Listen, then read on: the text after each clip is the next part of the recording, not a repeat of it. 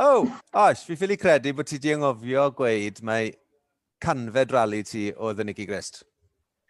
Yeah, canfed rally. Milestone right nice, really. Yeah, A nes ti ennill? Nes i ennill, yeah, so bonus. Happy days. Woo! Let's go 100 not out. 100 not out. That's another thing. Leave it at that.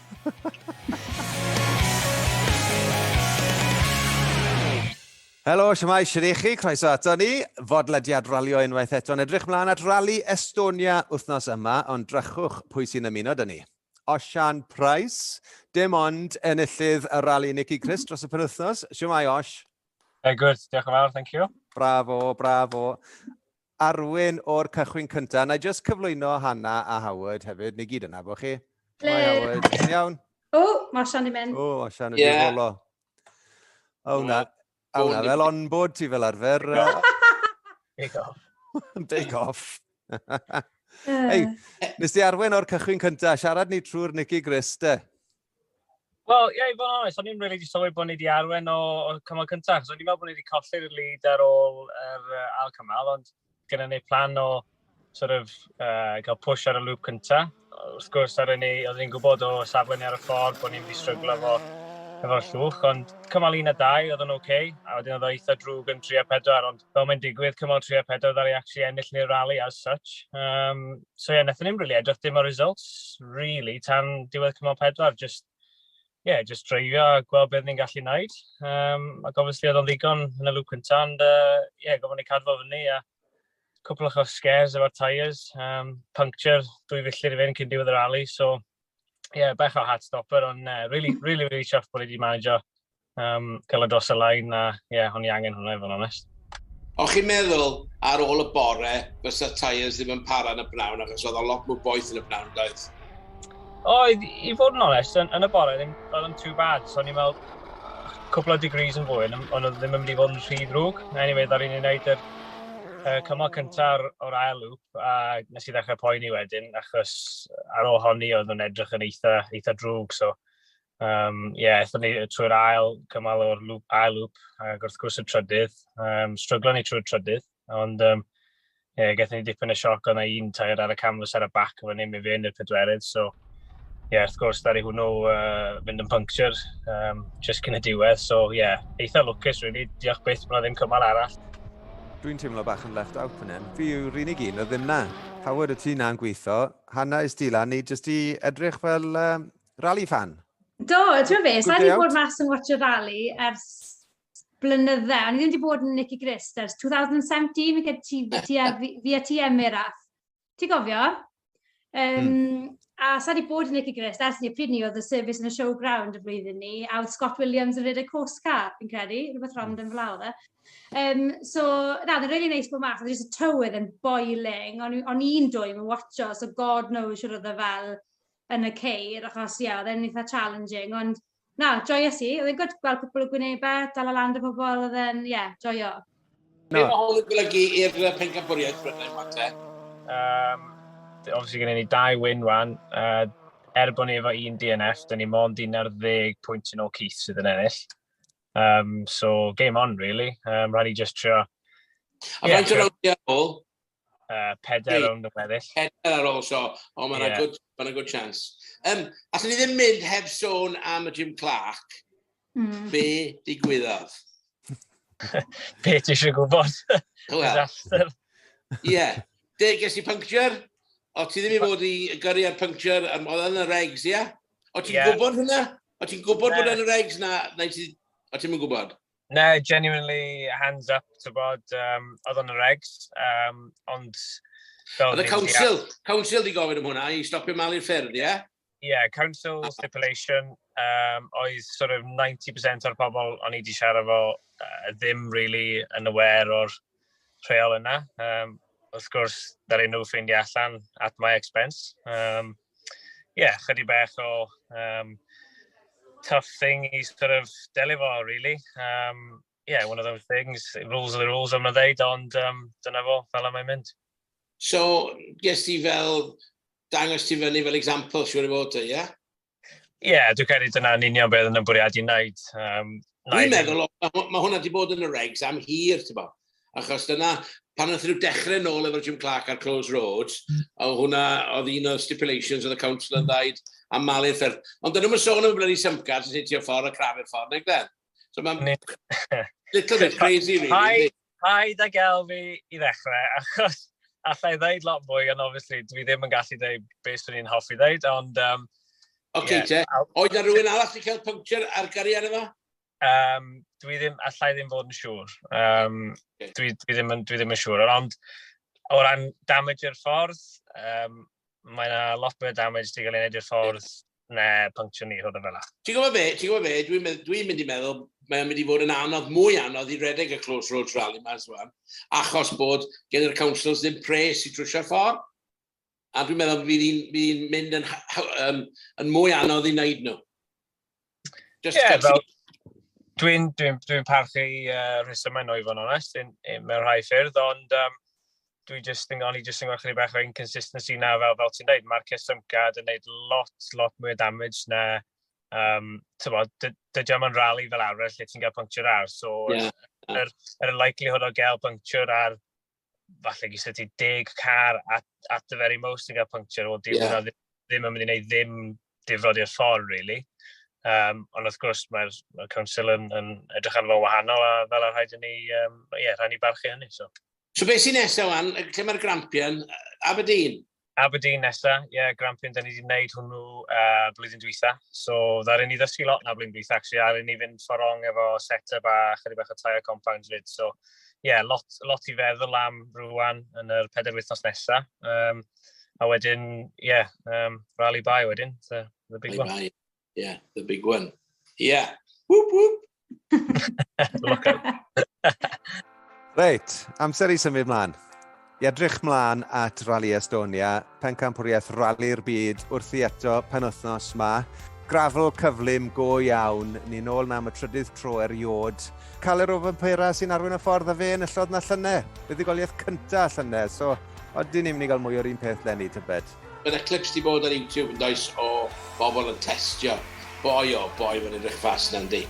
Un peth sy'n sefyll mas o Estonia yw y jumps. A obviously ni'n gwybod bod Elfyn wedi cael dolir ar y gefen a cwpl o fynyddoedd yn ôl ar un o'r jumps. So, mae fe'n un o'r rallies na sy'n heriol fel a. Ni'n edrych fel, o'n i ddim sylweddoli mae dyma llynedd yn nath Dan Barrett a Taca goffer ymddeol achos bod Dan wedi cael dolir hefyd. So, mae fe'n cynnig mae'n rally sy'n rhoi rhywbeth hollol wahanol yn yr aspect ni. O'n i wedi clywed dros y penwythnos bod James Williams wedi mynd allan i testio efo'r boi Russia yma'n mynd efo. A be di o? Dwi'n mwyn cofio. Anyway, wnaeth o'n neud y test, ond wnaeth o'n para diwrnod a wedi diseidio i paid a neud y rally. A ma'n wedi ffleio Craig Drew drosodd i neud y rally efo fo. So, siŵr bod y jumps yn gormod i James ar ôl i damwain yn yr oed dwytha. Artificial jumps yw lot o'n nhw hefyd. Maen nhw'n adeiladu nhw ar gyfer, ni, y fans, yr spectators. Ti'n fan Osh, ti'n meddwl bod hwnna rhywbeth dylen ni fod yn neud, neu just mynd gyda cymalau naturiol fel yn y ffindir? Wel, chi'n gwybod, efo rhywbeth o'r efo naturiol, ti'n kind of gwybod be i ddisgwyl. Ond pan mae rhywun yn dod fyny fo chydig bach o idea ffordd i wneud jump, dych chi'n sort of roed eich bywyd yn y dwylo nhw, really, a gobeithio bod nhw wedi designio'r jump yn iawn. Mae'n anodd, really. Mae'n chydig bach o gyffro weithiau, ond dwi'n credu bod yna ddigon o gyffro yn ffyrdd Estonia heb hynny yn y marn ni. Mae jyst yn adio rhyw element arall i'r mhencampwriaeth. So, dwi'n yn fan o sort of pethau man-made, really. Well gan y pethau naturiol, ond mae pethau man-made yn iawn os maen nhw'n cael ei wneud yn iawn, I suppose. Gyda gymaint o jumps a fel mor fast yna, sut ti'n gallu controlo neu siw bod ti ddim yn mynd rhy fast mewn iddo fe, achos os ti'n mynd rhy fast, fi'n gesso it could go very wrong. Profiad. Mae chydig o profiad a hefyd yn yr ECI, fel pan eithon ni neu Finland yn 2017, oedd gyda ni grading system, basically, dwi'n gyda bod gyda top boys yn iwsio yr un peth, so oedd gyda 6-5-4, so 6, weithio ni'n mynd iwsio 6, ond just 5, so 5 oedd fel lift a 4 oedd fel real sort of think about it and slow down. Os oedd hi'n 3, oedd hi'n absolute dead stop mynd drosti, sydd ddim yn digwydd yn aml iawn, ond mae rhaid ti greidio nhw, neu otherwise, ti'n cymryd pob un rhywun speed, di owyll lle sydd ti'n landio, really. Could go yn very wrong fel ti'n dweud. Reit, ewn ni trwy'r gyrwyr o fe. Cyntaf ar y ffordd, Cale Rofen Pera, yn y llwyddiant llynau am y tro cyntaf yn y bencampwriaeth. A mae fe wedi stopo yn ei llersnid, ie. Sawl un erbyn hyn? Fi ffili credu mae Estonia llynau oedd wyn cyntaf fe, a fi jyst ffili credu fe bod dim ond blwyddyn sydd wedi bod ers ennill rali, a mae fe wedi ennill Gris llynedd, mae fe wedi ennill sawl un lenni, 4? 7, Mae wedi ennill Sweden, Croatia, Portugal a Kenya. Oh my god, a wedyn mae fe wedi ennill 2 llynedd, os fi'n iawn, mi'n cael 2 oedd e llynedd. Crazy. Mae hwnna'n crazy. Ond un fydd isio ennill yw Tanak. Fydd eisiau ennill gytre, ond oedd e'n lido llynedd ond oedd e digwyddodd rhywbeth, gath e sawl puncture neu rhywbeth, sgofiau'n iawn, a enillodd e flwyddyn cyn. Yn y cornfield na, cofia? Do fe? A gath e puncture yn y cornfield? Do. Ie, so fi'n credu, bydd e obviously eisiau ennill. Ond o'n i'n gweld pwy dath yn ail llynedd, oedd Craig Breen yn y rali. So, mae fe dal yn cnoco'r y drws na am y win gynta. A pam ti'n edrych ar stori Cale, a ti'n gweld bod rhywun yn gallu ennill rali gynta nhw, a mewn blwyddyn, drycha faint mae fe wedi dod. Mae fe mynd i ennill y championship blwyddyn hyn, yn dweud, probably. So, mae fe'n crazy meddwl mae'r gloi mae gyrfa ralio rhywun yn gallu newid, yn dweud, really. Dwi'n meddwl ti'n rhywun fel Craig Breen. Absolutely. Ond, Tanak i fi yw'r ffefryn, achos mae a pobl yn ystyried faint mae'r mantis o fod gytre fyd. Mae fel David Beckham, neu Tom Cruise yn Estonia, mae boi yn enfawr. A mae moyn yn dweud. Mae really moyn a mae Hyundai angen hefyd, achos gaethon nhw disaster yn safari. Mae teimlad dy fi am hon, ddo, am Elfyn. Nes i ddarllen ei gynnau bod yn edrych mlaen at hon ar Ffindir. Mae'n mynd yn dda yna. 2 rali cyflym ar grafel cynta'r flwyddyn, really. So na gyd mae moyn wneud yw bod yn gyfforddus yn y car, a mae e'n meddwl falle deith y cynlyniad. So, gut feeling neis dy fi am hon, Elfyn. Gaethon nhw prawf da, yndo? Do, mae fe'n gweud bod wedi cael prawf da. Bydd yna beth fi'n really interested i weld ar penwythnos ma yw be mae'r tîm oedd mynd i fod fel i gymharu, achos yn Sardinia gath Hyundai rali gret a gath Toyota rali ofnadw. Wedyn yn Safari gath Toyota rali anhygol yn cael 1, 2, 3, 4 a gath Hyundai rali ofnadw. So, be sy'n mynd i ddigwydd penwythnos ma? Switcheroo arall, lle? Pwy Howard, pwy tîm meddwl sy'n mynd i? Fi yn meddwl bod New Vale yn mynd i mynd yn dda penwythnos yma. Mae wedi cael lot o anloc ydy. A fydd siŵr fydd y tîm wedi bod yn gweithio wan i cael allan o'r twll o'n mewn.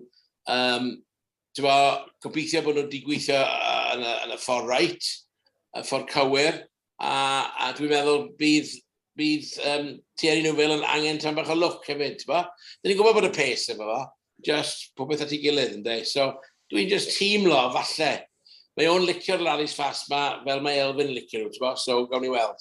Na i atgoffa chi o'r tabl tra bod ni wrthi. Calen Arwen, 145 o bwyntiau yn glir o Thierry New Vale sy'n ar 80. So mae 65 o bwyntiau adegau o fantes. Gallu ddeg 2 rali off ar osgetre a dal fod yn arwen y bencampwriaeth, Cale. A wedyn mae'n really agos. So mae Tanak, Katsuta, Craig Breen a Elfyn, trydydd 4, 5, 6.